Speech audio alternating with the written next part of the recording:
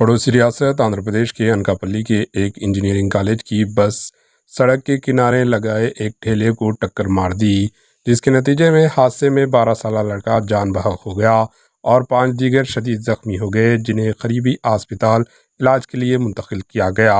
Bureau report, AHN news.